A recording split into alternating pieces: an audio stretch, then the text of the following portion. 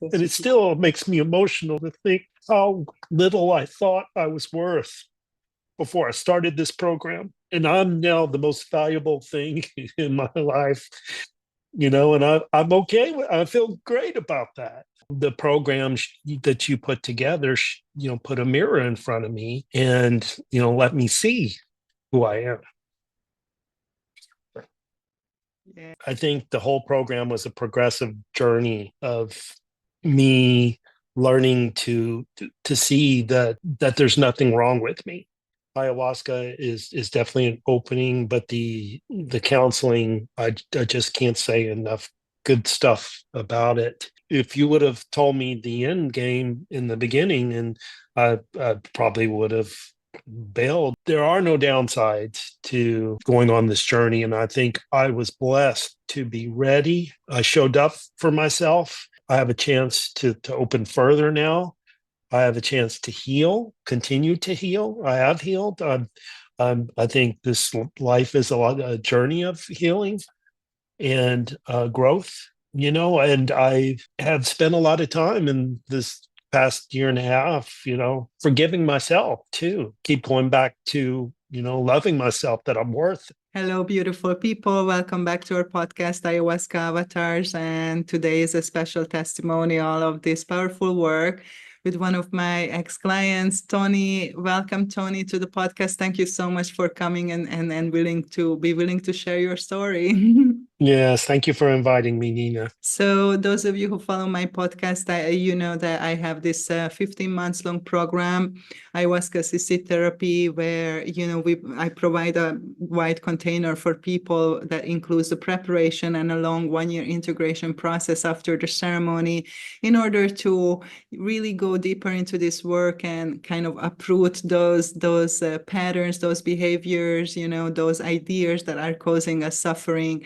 And I'm always amazed, when I walk with people on this journey, how powerful this combination is when we are working with this powerful plant spirit, the ayahuasca, but also we have a safe container, professional guidance, and we have our own willingness and commitment to really go deeper into this journey and to create those breakthrough results that people are looking for. And I think you are just a wonderful example for that. So yeah, I just want to start with, do you remember, Tony, when you came to the program, what were your original intentions? What is that you wanted to work with or to change in your life? What were those things that caused you the biggest amount of suffering at the beginning?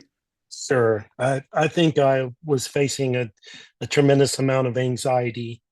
When we started talking, I um, have been married nearly 20 years, and in the last 4 or 5, have started having these bouts of anxiety, doubts about whether the relationship was going to last, and even a simple conversation, a simple interaction with my wife that could have been just her being angry about something specific, for me, would blow up into the world is ending, this relationship's ending, everything I know is ending. It peaked when I started talking to you, and I had met you earlier the year. We started at a yoga retreat and did the breathing exercise with you. And so much emotion came out in the breathing exercise that I didn't even think was possible for me to experience, to express. And that alone made me believe that whatever the program, if we always have the breathing to fall back on, because I was seeking that, getting to that emotion, which really felt elusive to me. Understanding how I could kind of feel how I felt, but I couldn't. I'd really struggled to express it, and I was scared of it. I was ready to try this. Definitely, when the suffering reaches a certain level, then we are willing to do whatever it takes, right? To Right. ease our suffering. And the anxiety is something, and stress and anxiety, that you have been dealing with for quite a long time, right? Right. Yes. Really, my entire adult life, probably from college on, beginning of college on. Yeah, absolutely. And this is something I think a lot of people can relate to. And first of all, let's just put a number on it. On a scale of 1 to 10, what would you say your anxiety level was, before the program? I don't remember what I said, but I mean, it had to have been a 7 or 8. I Yeah. was functional in my life, but it was there and in every interaction with people. And, I think it had flared up in recent years. And what were like kind of the consequences of this anxiety? How did it manifest in your life? How did it limit you and your expression and your experience that you had to deal with this constant anxiety? It made it hard to resolve things with my wife in particular. It probably limited me in other relationships with my family at work. I think the anxiety poured in even into my worrying about it in ways that I really didn't need to, because I didn't have a good view of really how people saw me, because my own view of myself just took over. And really, I could get compliments, I could do well, but the imprint of my childhood really ruled the day when it came to saying how I interpreted any situation in front of me. I thought I had worked through a lot of those things. I have been doing self-help for nearly 30 years, but really I had far more blind spots. And we worked on that in the program. Yes, yes, definitely. Yeah, anxiety is I'm very familiar with, and it can be debilitating. And I think that the biggest effect or result of that is that it robs you from the joy that you could have and you could experience in your life, because you are in that constant state of worried, self-doubt, anxiety and stress, even when it's not indicated by Yeah. circumstances in your life. And intellectually maybe that, oh, there is nothing to worry about, but you can't stop worrying, right? So I'm Yeah. sure that a lot of people are familiar with that. And as we started to dive into the process, one of the big things were that you mentioned, emotions started to come up, right? And we did a big work about emotional healing and reclaiming that right to be able to feel our emotion and express our emotions in a healthy way. And that started, a really deep process of examining, right, what do we think about emotions, how do we Yeah. have permission to express or not express emotions. Can you share a little bit about that, for you personally? How was this big meeting with your emotional side and, making friends with that? It was a challenge, and I think I resisted it. For one, I didn't even know that I had these blocks, but I grew up with really trained that not really supposed to show any of my emotions, particularly negative emotions. I need to keep that to myself and just move on. I was wrapped up in what I should be doing and shouldn't be doing. I mean, it wasn't okay to be angry. I would get angry, but then I couldn't express it. It would just come out of the seams on me. It would come out in weird ways, and being illogical in arguments with people and with my spouse. And I really was mad, but didn't feel I could say I was mad. I avoided saying I was mad. I was avoided talking about my emotions, how I was feeling. In hindsight, didn't have choice in the matter until the program that you put together, put a mirror in front of me and, let me see who I am. Yes.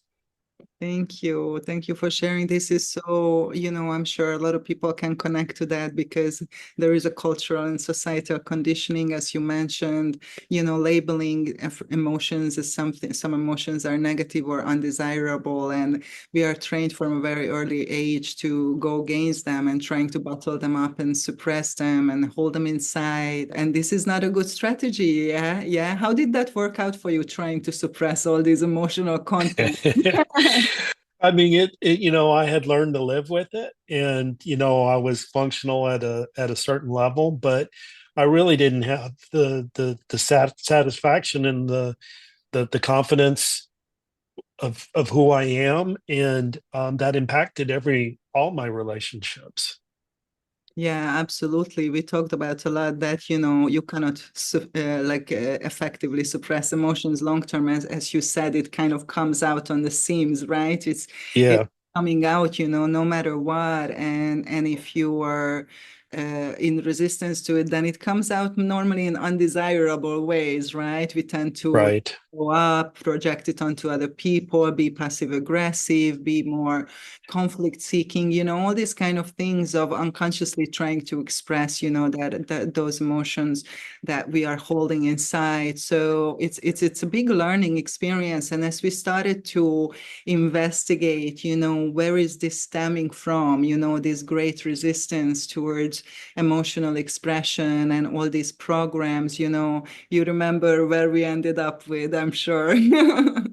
well, yeah, I mean, came from my parents. Absolutely. And that's why, we are digging in the past, because sometimes, people come to the therapy and say, yeah, I'm ready to do this work, but I don't want to dig in the past, I don't want to go there. And unfortunately, we need to go there because that's where the root of the problems are. And this is not something that is natural, naturally we are, all emotions should be felt and expressed. And if you look at children, they do this, in a masterful way, and that until they learn, not to do this. So it's kind of going against our true nature. And how is this happen is simply because we learn, yeah, Yeah, from important people that this is the way you should be doing it, you should be behaving. And those important people mostly, our parents when we are growing up, and then, significant people, family members, teachers, authority figures, and then, the general rules of society on a bigger scale. And from the very early beginning, we are programmed, right? We receive right. these ideas that, oh, this is okay, this is not okay, you shouldn't do this, you shouldn't do that, you should behave in a certain way.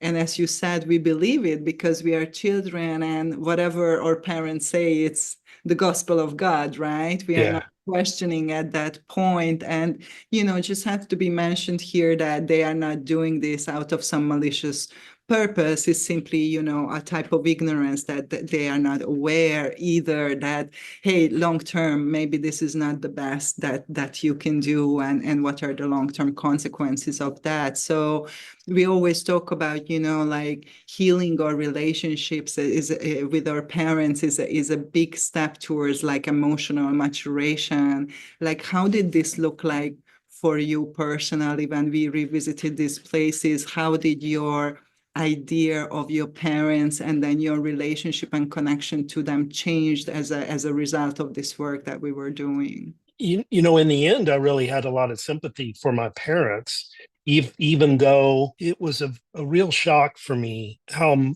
directly related my reactions and behavior and thinking was to the imprint that my dad and my mom left on me. In the end, what, or as we progressed, what really stuck with me was how much I believed it and how long I held on to things like, well, yeah, my dad was hard on me, but I deserved it.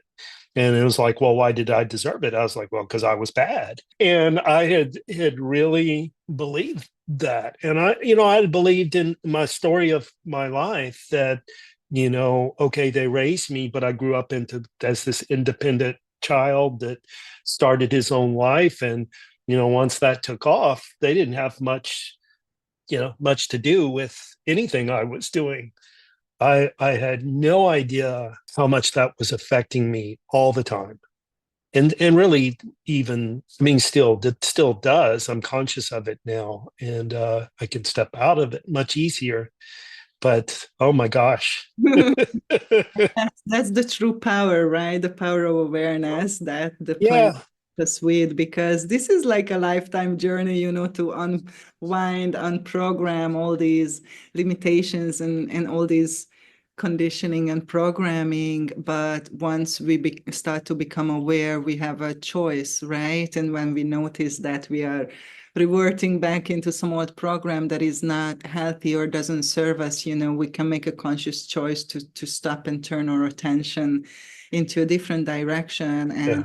and you can do that so masterfully now, and that's a big freedom, right? That we Right. experience from that. And every step I've taken to do more to see myself for who I am and love myself has really freed me up to have love for them and others, my wife, more than before. And how I look upon myself is just really going to set the table for everything. Yes, absolutely. And we always say in the program that you are the healer and love is the medicine. And as you mentioned earlier, the result of all these limiting beliefs, the suppressed emotions, past trauma, conditioning, so on and so forth, is that we believe that we are somehow inherently bad, right? That there is Yeah. something wrong with you. Yes. And living from that place is a very painful experience,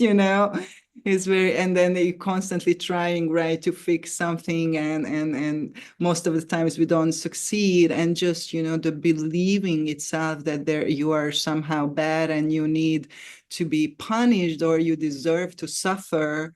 That's one of the biggest obstacle that we need to overcome, right, in the healing journey. And I remember, right, that at the beginning, like your intention, one of the biggest intention was to learn to love and accept yourself. So how do you think this is going, self-love and self-acceptance, to replace self-punishment Yes. that was there, right? Because that's what Yes. we love. You said that your passion is to be hard on yourself, and I think a lot that, like, we love to do that. We love to put ourselves down and, keep perpetuating these ideas.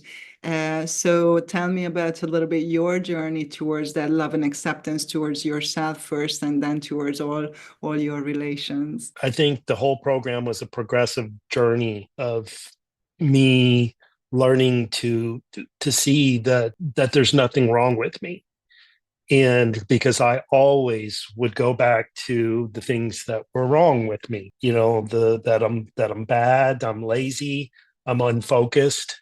And I saw, that was just a given for me. It took a while, and it took you consistently and over a long period of time, stood for there was nothing wrong with me and showed that to me. And probably the biggest breakthrough of the whole program is there's nothing wrong with me. I had many, many emotional moments, and a good I was session from the beginning, even the pre-sessions. A good session was when I cried and felt something, and I can't even count the times that I had that in a session, many more times.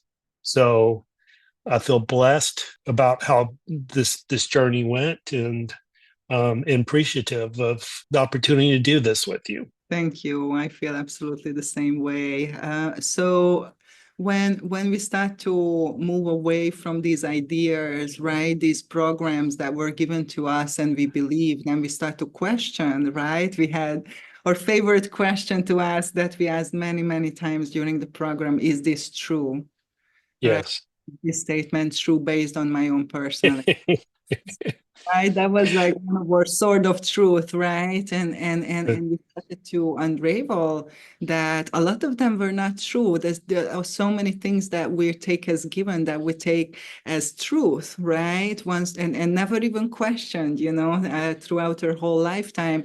Suddenly, when we start to question those beliefs in the light of awareness, it turns out that they don't have any power. Yeah, they Yeah. are not true, and that helps us to kind of start to reconnect with that part of ourselves that is beyond, these ideas and these beliefs. Tell me a little bit about that part of the journey when you reconnected to this part of yourself inside that didn't have those limitations, and where there was some very nice pure wisdom and power flowing from, right?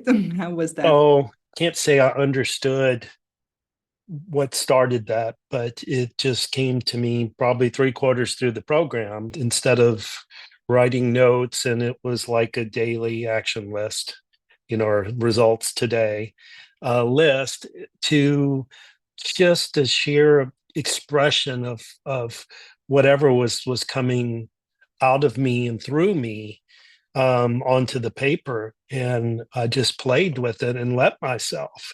And I don't even can't even say what the trigger was, but it just started happening at a certain point, and it's a joy. It's just something I didn't even know was in me. Yes, absolutely. And that's what happens as we are starting to clear those layers, right? Those limitations, those obstacles that are holding us in that powerlessness, in that, on those ideas that there is something wrong with us, and then there's something constantly need to be fixed. As we start to peel away those layers, your authentic self starts to emerge. And that's what you are talking about, that at one point it was a quite natural part of the process. This is not something that we were aiming to do specifically or working specifically.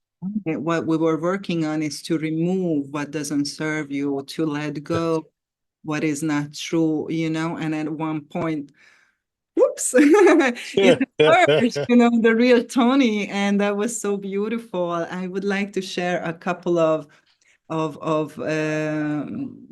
just wisdom, pearls of wisdom that you wrote during those times that I collected, because I think that's quite universal and wasn't just about your personal process, but it's a lot of people can benefit from it. So here it goes. You are not stupid or bad, just ignorant.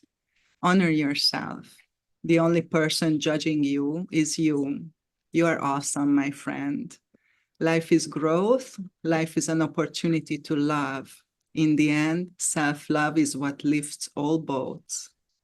The only thing for you to work on in life is to be a better, more successful person in life is self-love. Everyone around you will be better once you are treating yourself better. Dysfunctional behavior comes from negative things that you say to yourself about yourself.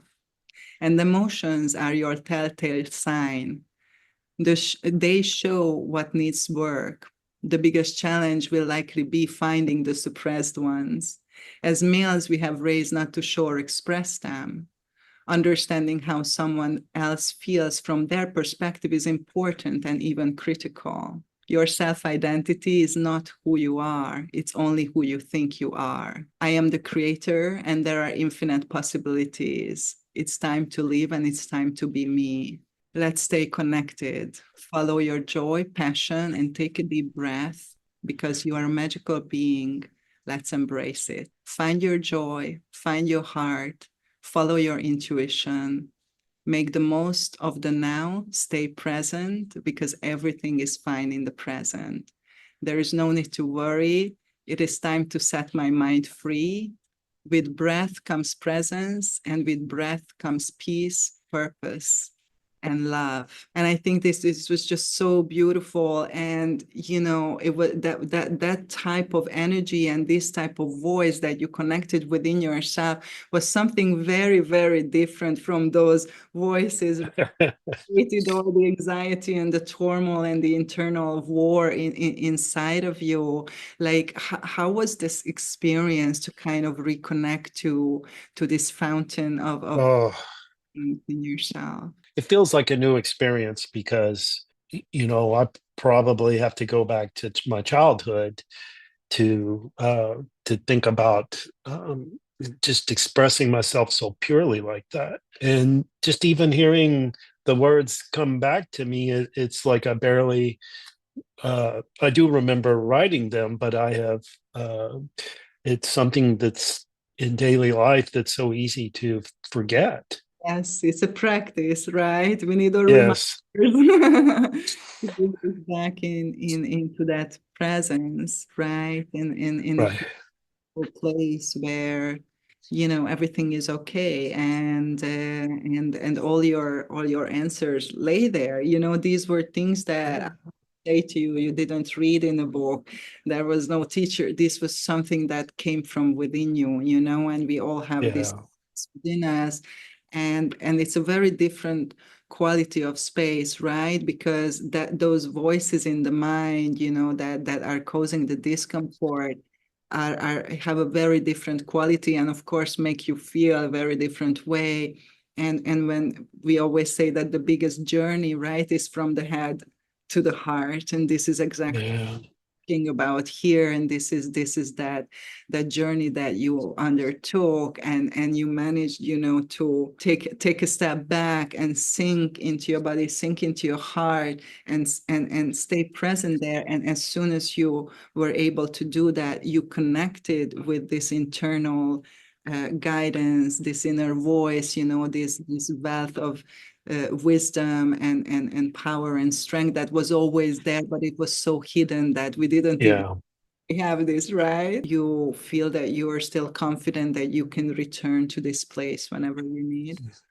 I do. This conversation, I feel like the holidays have passed and I've like taken a break from the regular routine. So not journaling as much, but this conversation has really touched me in a way and reminded me how when I think about stuff I've struggled with, and it's not been a lot, but even the few things that I've struggled with in recent weeks, that you know, continuing to express myself and just even doing it for fun and cut and spend the time on a routine basis, the possibilities of that I'm seeing again. I'm to this reminds me how to get in touch with myself. Yes. We found our compass. We have it now, even momentarily lose it, we know the way back, and that's what this journey is about, to get familiar with the path, because Yeah, for sure we're not going to stay there forever, because life can be challenging sometimes, and we can be pulled out from there, right, every now and then, but we remember how to go back, and we know, that we have that inside of us, and that's something, very, very empowering. So let's talk about, practical results of all this work, right? Because that's what we want to see, something that we can measure, that we can, definitely say that, yeah, big changes happen, so it was worth, all this effort and all the commitment that we put into it. So do you still suffer from anxiety? it comes up, but it doesn't stay long and it doesn't have the intensity. Yes, wonderful, wonderful. This is such a big deal. I mean, this is huge. After, almost a lifetime of struggle, you are more free from this. And even if it occurs, you have tools, you have a, Yes, you have personal power to make your way back. yes, That self-love, to that compassion, to that empathy that we need in those moments when we tend to be, a little bit hard on ourselves. yeah. So that is something amazing. How would you say, like, your relationships change, with your partner, with people, and the way you communicate, you express yourself? I think that's easier. I feel, I'd say, a comfort level in talking to my spouse and others that I probably haven't even felt since the beginning. Nearly 20 years ago, I had a lot of confidence in the relationship and always felt like we would sort things out, and we did. But this is a little different in that I feel like we get to the heart of it, the conversation quickly, and move on together, resolve and move on. Work has gone really well. I mean, I think people have good feelings about the work that I do. I had always minimized my contribution and minimized who I was and minimized whether I was doing a good job or not. And so I never really had till recently a good interpretation of how I'm doing. And just to experience these many months of hey, everything's fine. I'm doing a good job. I'm doing what needs to be done, and I'm doing a good job. It's really life altering. Touchy issues. We were making so much progress in the last weeks of there was really nothing that we couldn't talk about, and everything we talked about brought me to a space of looking at it in the context that there's nothing wrong with me, and there's nothing wrong with what's happening. What's happening is what's happening. And even something difficult like not having a working sexual aspect of our relationship with my spouse for 7 years, we talked about it in the session. And even though that's not your specialty, you said as much, but you just talked in general about your experiences, what you do know, and then more than anything, bringing a space of there's nothing wrong. And that space of nothing's wrong, the feeling I left with nothing's wrong, made it to where within 48 hours, I had a conversation with my spouse that led to sex. That was the first time in quite a few years that I didn't bring to the conversation something's wrong here. And whenever I brought something is wrong here to the conversation, it inhibited everything. It was mind blowing. It was mind blowing. It was easy. It was joyous. And it's clear that it applies to everything, not just that. Thank you for your bravery of sharing that. I wasn't planning on bringing it up unless you want to mention it. But yeah, we have always these amazing breakthrough moments. And once we embrace that courage to open ourselves, yeah, and to feel safe, to open and to be vulnerable, yeah, in front Yeah. of people, that has some deep magic, yeah, Yeah. that transforms people. Yeah. Was life and relationships. And I'm so glad that you felt the safety of this container to open yourself so deeply, and to touch those places that were very, very guarded and hidden for a long time. And just by bringing that into a space of love, yeah, that catalyzed the big healing and the big transformation. So thank you for sharing that. I always say to people that this is truly a death and rebirth process, because you are not the same person who you thought you were, right? When you finish. Right. One way we measure it is, at the beginning, I always go through with people just a list of what are their main values and priorities for life, and we do that in the end to be able to see the shift that we were making, because our main values and ethics and priorities determine our behavior, right? And what is important Right. for us. So here is your before and after. So before, number one priority in your life was be a good person, but what you meant by that is to make people happy, make other people happy. Yeah. Yeah. Yeah. Being a good person means it's just people have to like me, and my job is to make everybody happy, right? And I think Right. a lot of people can relate to that. And then number two was having a good job and being successful in your work. And then next one, number three, was having enough money to take care of you and your family. Number four, going to church. And number five was behave well, which also was behave as you expected by other people, right? Be presentable, be nice, that kind of thing. So these were the before, the main priorities. And then after the program, when we went through this, number one, do you remember what was number one priority? Be loving, love and Ah, accept yourself. yeah. I mean, accept myself. And it's funny, normally that's what number one priority is for everybody, it's just to love and accept myself, have compassion for myself, embrace myself, stop beating myself up, stop punishing myself, stop, causing a hard time. And just to realize, that is the most important, love is the most important thing. That's Yes. what we're looking for. That's what we're all desiring. That's we are all Yes. striving for. So, to have it put in its rightful place, as a number one spot. And then number two for you was to be present. Yeah, which is also, we talked about so many times that there is not much suffering in the present moment. It's rare Yeah. that suffering comes from the present is possible, but the big majority of the cases, it is coming from the past or the future. So, Yes. taking some breath and being present, that's a good way to recenter ourselves and to remember that.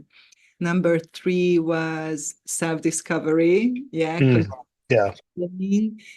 continue working on yourself, continue to go deeper into your essence, into that beautiful place.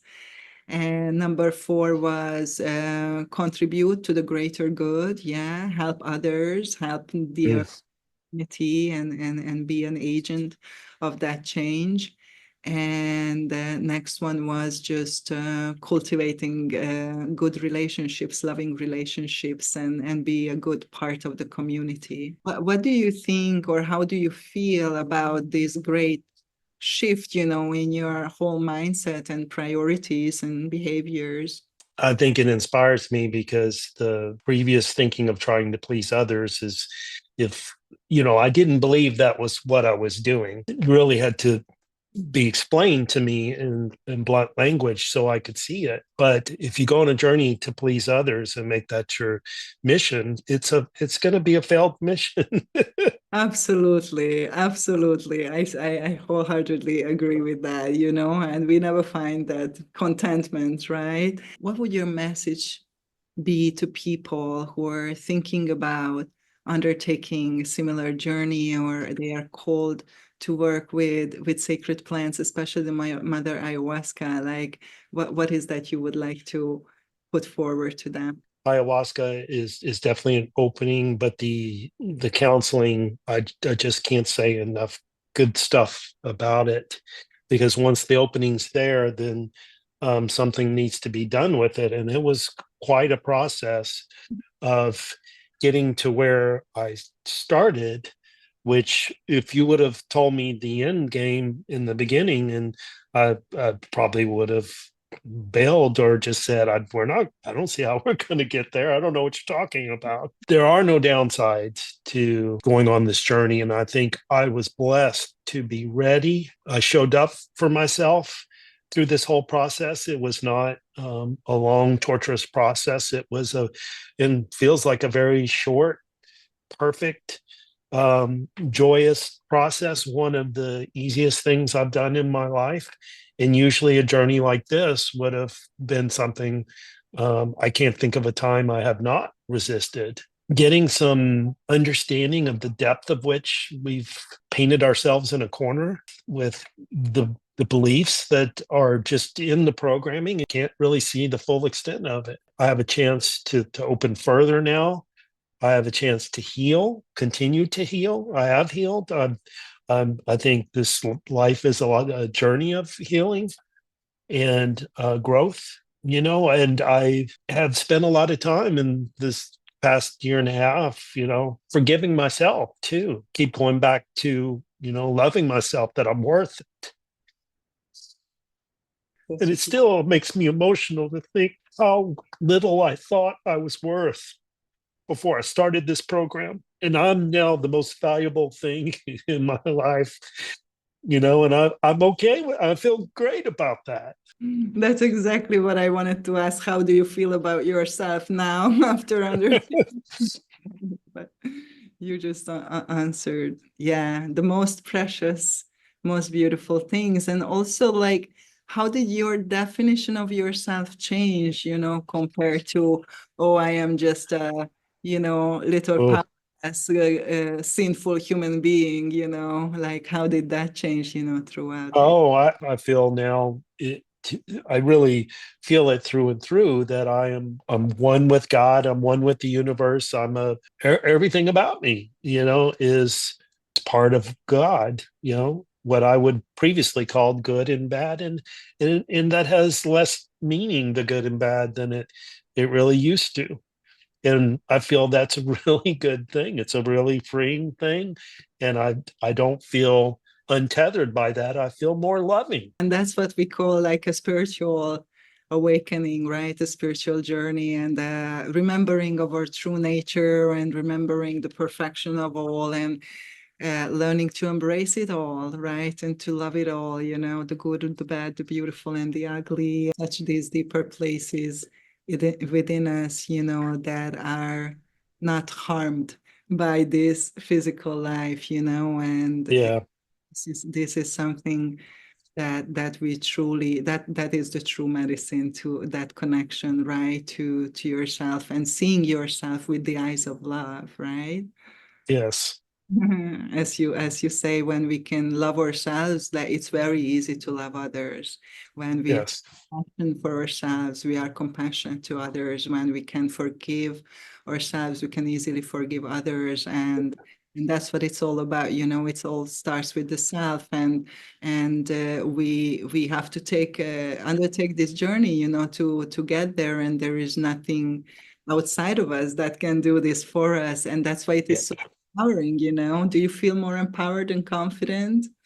Oh, absolutely. Tony, thank you so much. It was such an honor and a privilege to walk with you on this journey. And I'm looking forward to the best is yet to come, and to all the beautiful unfolding and the continuing to deepening this love and this connection in yourself, in your life, and with all your relations. And thank you just so much for coming and being open and sharing your Well, story. thank you. Thank you. My pleasure. And for our audience, if you are interested, to undertake a similar journey, please get in touch with me through avatarhealingarts.com. And please like and subscribe to my podcast if you like what you hear. Leave any questions or comments. We are relying on you guys to reach more people. And thank you for listening.